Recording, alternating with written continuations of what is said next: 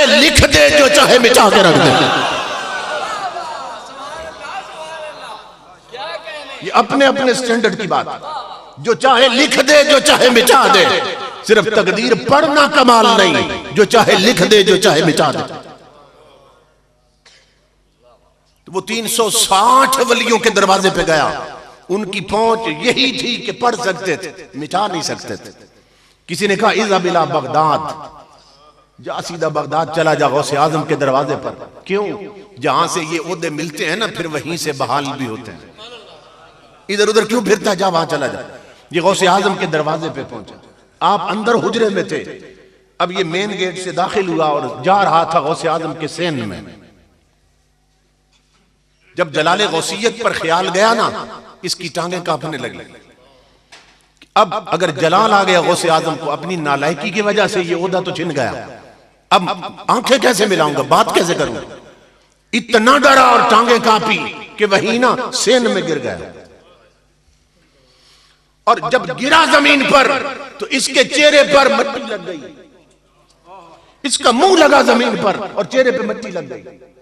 रो रहा था, मौला मुझे हिम्मत दे, मैं तेरे प्यारे बंदे से बात तो कर सकूं, अपनी गुजारिश तो पेश कर सकूं, इतनी हिम्मत दे।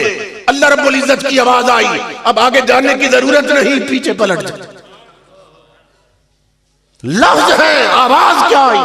अल्लाह ने फरमाया या फुलानो लतखत जबहतों का बेतुराबे बाबे महबूबी अफौतो अन खतीजते का व आतईतो का मकामन आला मिन मकामे का साबिक।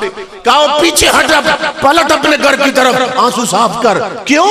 तेरे चेहरे पर मेरे यार के घर की मिट्टी लग गई है। इस मिट्टी का हया करके मैंने सिर्फ तेरी खता माफ नहीं की, बल्कि पहले से बढ़ के ऊंचा रुतबा अता कर दिया। वो तो अपने महबूबों के घर की मिट्टी का भी हया करता।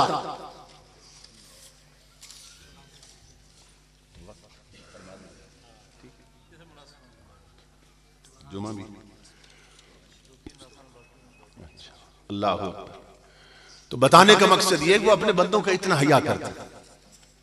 तो इमामुल अंबिया के गुलामों, उनकी मौत उनके लिए तोहफा, उनकी कब्र जन्नत। और जो उनकी कब्रों पे चले जाएं, अल्लाह की इज्जत की कसम, सच्चे और खरे हों तो वो भी जन्नत है। जन्नत अल्लाह रब्बुल इज्जत ने काफिरों के लिए नहीं बनाई, मोमिनों के लिए बनाई।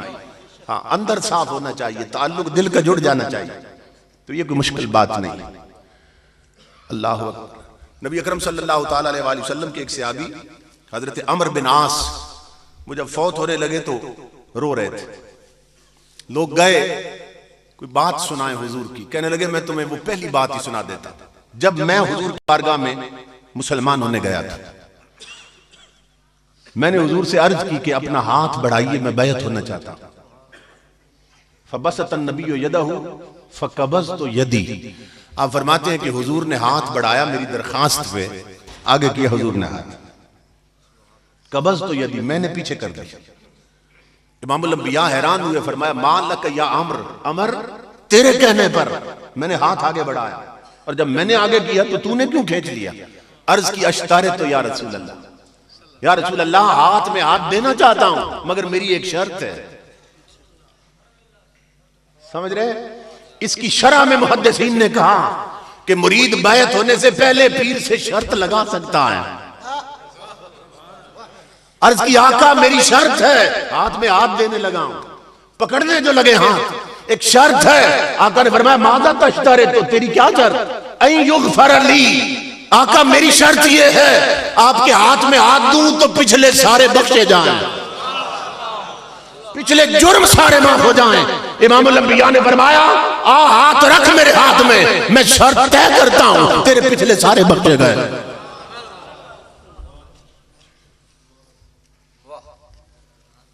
इमामुल अंबिया ने बताया ये हाथों की बरकत, ताजदार कायनात। और ये देखे ना, एक मैं दलील दे रहा हूं, आबे ज़मज़म जो है एक पैगंबर के ठोकर की बरकत। जिन्होंने मक्का शरीफ देखा उन्होंने भी पिया, जिन्होंने नहीं देखा उन्होंने भी पिया, जिन्होंने देखा उन्होंने भी पिया, जिन्होंने नहीं देखा सब ने पिया ना। आबे ज़मज़म हर जगह पहुंचा। तो ये कितनी सदियों से चल रहा है। और ये कयामत तक जाएगा। ये क्या है? ये नबी के कदमों का फैज है। गौर करना दान, तू कहते हाथों में क्या रखा है? और जब नबी के कदमों का फैज कयामत तक चल रहा है तो मुस्तफा के हाथों का फैज कहां तक जाएगा? क्योंकि एक गोल्डन चेन है जो गुंबद खजरा तक जाती है। ये औलिया के हाथ हमें दस्ते मुस्तफा तक ले जाते हैं। और आखिरी बात अर्ज कर रहा हूं, एक बुजुर्ग ने बड़ी खूबसूरत बात की। वो फरमाते हैं कि दुनिया में जितनी मस्जिदें हैं ये मस्जिद हराम की शाखें हैं। काबा शरीफ की मस्जिद है ना, मस्जिद हराम। फरमाते हैं दुनिया में जितनी मस्जिदें हैं ये मस्जिद हराम की शाखें हैं। और जितनी दुनिया में जितने मजार हैं ये गुंबद खजरा की शाखें हैं। इन मजारों से फैज़ मुस्तफा मिलता है।